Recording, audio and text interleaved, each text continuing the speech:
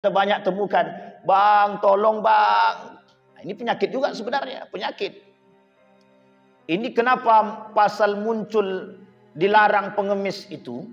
Dulu Bapak Ibu, tahun waktu saya di Yogyakarta itu kami melakukan penelitian. Kami mengikuti ada orang-orang yang ngemis. Kita ikutin nih Pak. Setelah kita ikuti ternyata ada gembong pengemis. Jadi dia sengaja tuh dipanggilnya anak-anak untuk ngemis.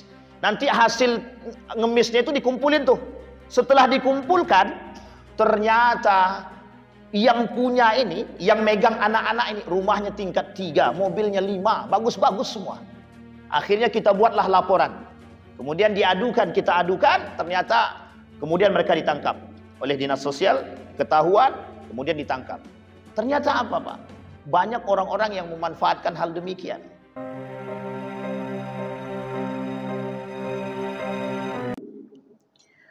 Alhamdulillahi Rabbil Alamin. Alhamdulillahilladzi an'ama bi ni'matil iman wal islam bihima tatimmus salihat. Asyhadu an la ilaha illallah wahdahu la syarika lah wa asyhadu anna Muhammadan abduhu wa rasuluh la nabiyya ba'd. Allahumma salli wa sallim wa barik ala hadzal nabiyil karim. Allahumma salli ala Muhammad wa ala ali Muhammad fil alamin innaka Hamidum Majid.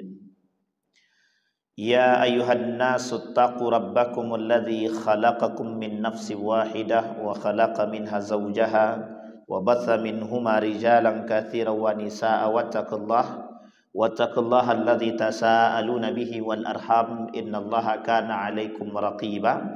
Wa qala Allah ta'ala ya ayyuhalladzina amanu taqullaha wa qulu qawlan sadida yuslih lakum a'malakum wa yaghfir lakum dhunubakum wa may yuti'illaha wa rasulahu faqad faza fawzan 'azima. Puji syukur kehadirat Allah dengan mengucapkan alhamdulillah rabbil alamin. Bersalawat kepada Nabi dengan mengucapkan Allahumma salli ala Muhammad wa ala ali Muhammad fil alamin innaka Hamidum Majid. Mudah-mudahan di zuhur ini Allah melimpahkan rahmat dan karunia-Nya kepada kita. Allah jadikan kita orang-orang yang selalu bersyukur, rumah tangga yang sakinah mawaddah warahmah, anak-anak yang saleh dan salehah. Insyaallah kita semua husnul khatimah. Amin ya rabbal alamin. Wa qala Nabi sallallahu alaihi wasallam, fa inna dima'akum wa amwalakum wa a'radakum 'alaikum haramun ka hurmati yaumikum hadza wa fi syahrikum hadza wa fi biladikum hadza. Shadaqallah. Nabi bilang dalam hadisnya begini. Kata Nabi, sesungguhnya harta, darah, kehormatan kalian haram, kata Nabi. Sama haramnya seperti bulan-bulan yang haram yang diberikan oleh Allah kepada umat muslim. Haram di sini bukan haram tapi suci. Dia ada kalimat haram, ada kalimat haram. Kalau kalimat haram berarti suci. Tapi kalau kalimatnya haram berarti haram. Tapi sebenarnya kalau ditarik garis lurusnya sama maknanya. Ada sesuatu hal yang dilarang oleh Allah bagi mereka. Haram berarti haram bagi orang-orang tersebut untuk melakukan dosa pada diri dia. Bagian daripada itu orang yang diharamkan untuk melakukan maksiat, kemungkaran terhadap diri dia, berarti mereka terbagi daripada kesucian. Artinya ada kesinambungan, ada dua makna. Allah berkata di dalam Al-Quran, kata Allah di dalam Al-Quran, jangan kalian membunuh dan wala yaznun, dan jangan berzinah, katanya. Wa may yaf'al dzalika yalqa athama. Kalau ada orang-orang yang membunuh sesama muslim, kemudian ada orang-orang yang melakukan mencela sesama muslim, pada hakikatnya yalqa athama, mereka mendapatkan dosa. Nah, Bapak Ibu sekalian yang berbahagia, di zuhur ini kita menyambung sedikit daripada yang kemarin sudah kita sampaikan, dari nomor 1 sampai nomor 6 sudah kita selesaikan. Sekarang kita masuk pada nomor 7 sampai ke nomor yang terakhir, nomor 9. Kata Nabi dalam 4 hadisnya ada 9 golongan. Dari beberapa hadis ada kesamaan. Yang ketujuh kata Nabi, ada orang-orang yang melakukan sumpah di waktu asar. Sumpah yang mereka lakukan di waktu asar bertujuan untuk mengambil harta orang-orang muslim. Tapi dengan cara yang tidak baik. dengan cara yang tidak baik. Apa maksudnya? Maksudnya ada perbuatan-perbuatan yang tidak diindahkan oleh Allah, yang tidak disukai oleh Allah. Ada perbuatan-perbuatan mencari harta dengan cara yang tidak baik. Sama halnya ketika Allah berkata, fa inna dima'akum wa amwalakum wa a'radakum haramun ka hurmati yaumikum hadza. Segala semua ini, kata Allah, ini adalah sesuatu yang berharga bagi kalian dan kalian wajib menjaganya. Orang berislam, orang muslim berjualan, berdagang, mengambil hak orang lain dengan cara sumpah. Dia ngambil paksa tapi dia bersumpah dia tak melakukan perbuatan zalim tersebut. Maka secara tidak langsung dia sudah melakukan perbuatan yang haram. Maka kata Nabi dalam riwayat yang lain, dalam hadisnya kata Nabi, kelak di akhir zaman itu kata Nabi, la ya'tiyadna 'alan nasi zamanun la yubali bima akhadha minal halal am minal haram. Kata Nabi, kelak di akhir zaman itu akan muncul di tengah umatku orang-orang yang tidak memperdulikan cara mengambil harta, baik dari cara yang halal ataupun dengan cara yang haram. Mereka tak fikirkan mau haram kek mau halal terserah. Gitu. Nah, ini poin penting Bapak Ibu. Kenapa ini poin penting bagi kita seorang muslim? Hukumnya seorang muslim memperhatikan kehalalan yang dia ambil, yang dia makan, yang dia buat, hukumnya wajib. Apa hukumnya Bapak? Wajib. Jadi kalau ada muslim yang tidak mau perhatian terhadap kehalalan makanan, kehalalan perbuatan, kehalalan apa yang dia buat, berarti muslim itu sedang melanggar dosa. Kata Allah di dalam Al-Quran, ya ayuhan nasu kulu mimma fil ardi halalan tayyiba. Orang beriman, hei orang-orang muslim, kata Allah, makan yang halal lagi baik. Itu kalau umat muslim. Tapi sekarang kita ganti, tidak muslim lagi. Kita ini orang beriman. Orang beriman Allah ganti ayatnya. Ya ayyuhalladzina amanu kulu min thayyibati ma razaqnakum washkuru lillahi in kuntum iyyahu ta'budun, gitu. Orang beriman, yang kalian makan wajib yang haram, wajib yang baik. Kenapa kok wajib yang baik? Karena umat muslim pasti memperhatikan, orang beriman pasti memperhatikan kehalalan. Jadi tidak perlu Allah sebut lagi tentang halal. Maka lah kalau Allah tegaskan dengan poin yang halal, berarti umat itu belum seutuhnya beriman. Maka Bapak Ibu sekalian yang berbahagia, kita melihat situasi sekarang. Ada makanan-makanan yang halal, tapi belum tentu baik. Nah, ini poin penting ini. Makanan-makanan yang halal, tapi belum tentu baik. Ada enggak makanan yang halal belum tentu baik? Oh banyak. Sekarang ini banyak makanan yang dapat label halal, tapi belum tentu baik. Kita ambil contoh. Halal, dapat produk halal, dapat label halal dia. Tapi tak baik kita konsumsi. Starbucks misalkan. Starbucks ini tak baik dikonsumsi demi kesehatan, tak baik dikonsumsi. Kalau kita konsumsi berarti kita mendukung Israel. Nah, pilih mana? Dua-duanya haram. Jadi makanya MUI mengambil keputusan haram, diboikotnya semua produk Israel. Bukan persoalan apakah dia sudah dapat label halal atau belum. Kalau kita rujuk dari semua produk-produk Israel yang masuk ke negara kita nih, itu semuanya punya label halal. Ada label halalnya. Tapi kalau kaitannya dengan kemanusiaan dan kezaliman, maka ini ada kaitannya keharaman. Maka kata MUI haram. Hukum memboikot produk Israel wajib. Nah, itu dia. Nah, kembali kepada poin yang kedua tadi. Yang dimaksud dengan ayat tadi, bahwa kata Allah orang beriman wajib memperhatikan kehalalan.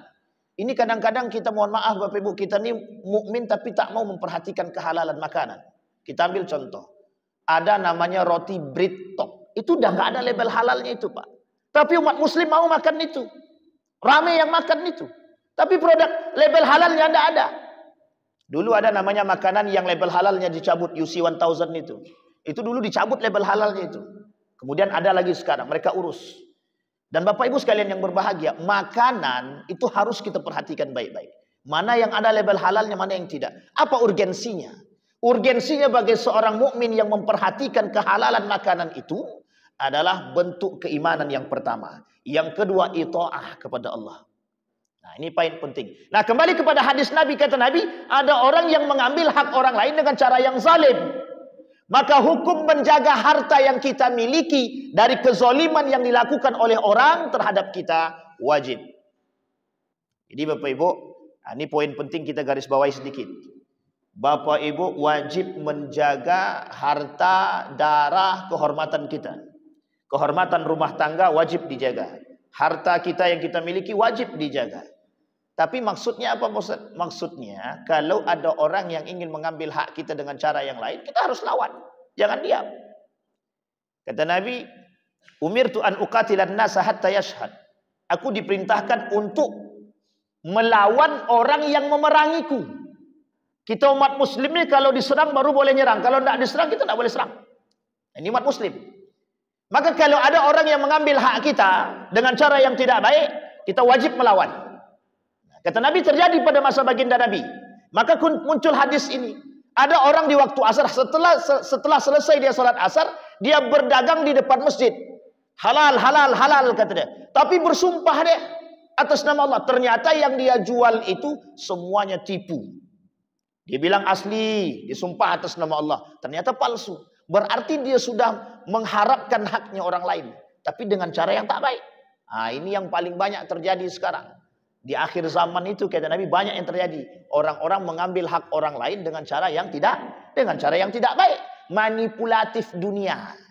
Dan ini Bapak Ibu sekalian yang berbahagia sudah permainan dunia. Artinya apa? Kita yang beriman yang tahu dengan permainan ini kita harus bertahan dengan keimanan. Jangan ikut-ikutan. Kalau kita ikut-ikutan habis. Kata Ustaz Mustafa Umar begini dalam diskusinya. Beberapa waktu yang lalu saya berdiskusi dengan beliau. Apa saya bilang sama beliau? Ustaz, sekarang ini banyak orang yang apatis terhadap agama. Beliau cuma jawab sederhana. Kita jadi yang paling sedikit yang tidak apatis. Maksudnya apa itu Ustaz? Maksudnya gini. Ustaz, banyak orang yang tidak memperhatikan nilai-nilai agama. Apa jawaban beliau? Jadilah orang yang sedikit yang memperhatikan nilai agama. Kita yang sedikit ini yang memperhatikan nilai-nilai agama. Karena di tengah banyaknya umat muslim bukan mukmin. Saya tak berbicara mukminnya, tapi saya berbicara muslim. Seorang pengamat dari Inggris, peneliti dari Inggris dia kata, di Indonesia itu muslimnya banyak, tapi mukminnya sedikit. Tapi ketika dia kembali ke Inggris, apa kata dia? Kami melihat Islam, tapi kami tidak melihat Muslim. Kata dia. Tapi ketika saya ke Indonesia, I see Muslim, but I don't see Islam. Tapi ketika kami ke Inggris, I see Islam, but I don't see Muslim. Saya melihat umat Muslim, tidak melihat umat Muslim di Inggris. Tapi saya melihat Islam. Artinya apa? Nilai-nilai keislaman. Maka Ibnu Abbas begitu kata Nabi. Kuntu khalfan Nabi SAW. Ya gulam kata Nabi. Ihfazillaha yahfazka. Ihfazillaha tajid tujahak kata dia. Hei gulam. Hei anak muda kata Allah. Kata Nabi kepada Ibnu Abbas. Jagalah olehmu nilai agama. Niscaya Allah akan menjagamu. Jagalah olehmu nilai agama. Apa yang kau minta aku beri. Jadi sebenarnya tidak ada celah bagi kita sebenarnya untuk melakukan perbuatan kezoliman terhadap orang lain. Apalagi mengambil hak orang, harta orang dengan cara yang tidak baik. Itu yang ketujuh. Kemudian yang kedelapan. Orang yang mempunyai kelebihan air di padang pasir. Namun mencegahnya dari orang yang membutuhkannya. Ini kita rangkum. Sekarang di Riau tidak ada padang pasir. Tapi lebih tepatnya dua. Ada orang yang membutuhkan bantuan. Tapi manusia tidak mau memberikan bantuannya.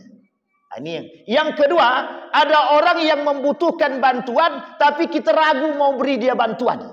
Nah, ini poin penting nih Pak. Sekarang kita banyak temukan, bang, tolong bang. Nah, ini penyakit juga sebenarnya, penyakit.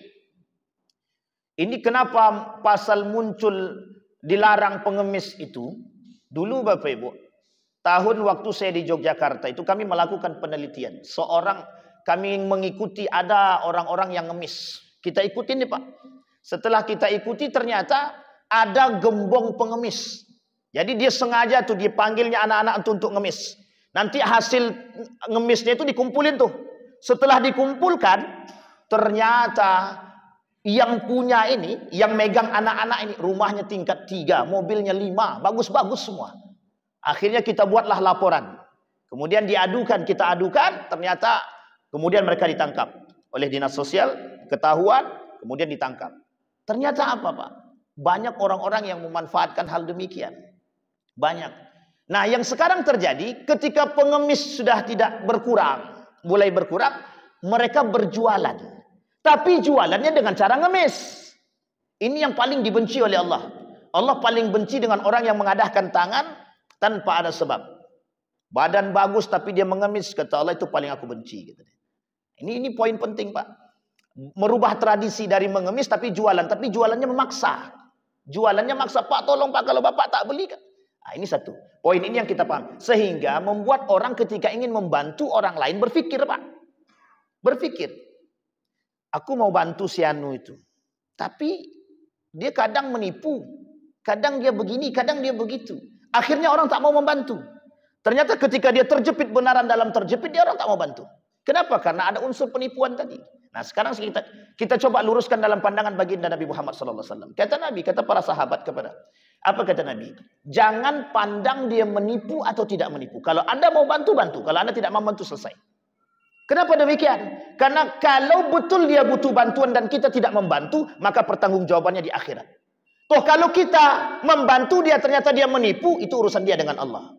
Dan ini poin penting yang harus kita pahami. Sehingga kita tidak muncul sifat dan karakter apatis atau pragmatis terhadap masyarakat. Mohon maaf Bapak Ibu, kekurangan perhatian manusia umat muslim terhadap muslim yang lain hari ini berkurang sedikit demi sedikit. Setiap orang berpikir akan diri dia masing-masing. Sehingga mohon maaf, yang miskin kan dia, bukan aku. Yang penting anakku tidak miskin. Yang penting kami keluarga nggak miskin. Orang lain mau miskin silahkan. Ini karakter yang muncul di akhir zaman. Karakter yang muncul di akhir zaman. Yang terakhir Bapak Ibu, dari poin yang kelima. Orang yang membaiat pemimpin karena dunia. Apa kata Nabi dalam hadisnya? Ba'a rajulun imaman liyusiba minhud dunya. Ada orang yang membaiat seorang pemimpin tapi tujuannya dunia. Ini sebenarnya agak kasar, agak keras kalau disampaikan. Apa kata Nabi? Nabi mengancam orang-orang yang membaiat pemimpin tapi kemudian bertujuan untuk mendapatkan dunia. Apa kata Nabi dalam hadisnya? Manisdada minas sultani qurban wa masdada minallahi illa bu'dan. Kalau ada orang yang merapat kepada penguasa dengan tujuan untuk mendapatkan dunia, tidak ada yang bisa dia lakukan kecuali akan jauh daripada Allah. Mohon maaf Bapak Ibu sekalian yang berbahagia, kita sudah melakukan pemilihan pada masanya. Ada orang-orang yang memang sengaja mendekat untuk mendapatkan dunia. Itu ada, bukan tidak ada. Dan karakter seperti ini kita luruskan. Bapak Ibu sekalian yang berbahagia, perhatikan baik-baik.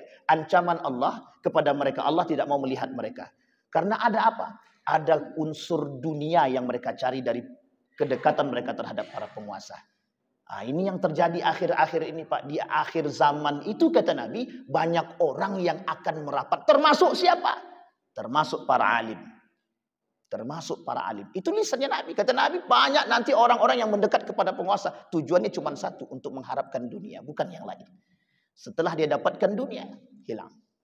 Bapak Ibu sekalian yang berbahagia, sudah kita rangkum dari nomor 1 sampai nomor 9. Ada 9 golongan kata Nabi yang tidak diajak oleh Allah berbicara. Allah tak mau melihat mereka, Allah tak mau mensucikan mereka. Bagi mereka azab yang sangat pedih. Allah melaknat mereka dan bagi mereka neraka jahanam. Siapa mereka? Orang-orang seperti ini pelaku dosa-dosa besar. Mudah-mudahan bermanfaat bagi kita semua. Mudah-mudahan bisa menjadi penuntun bagi kita untuk menjadi manusia yang lebih baik.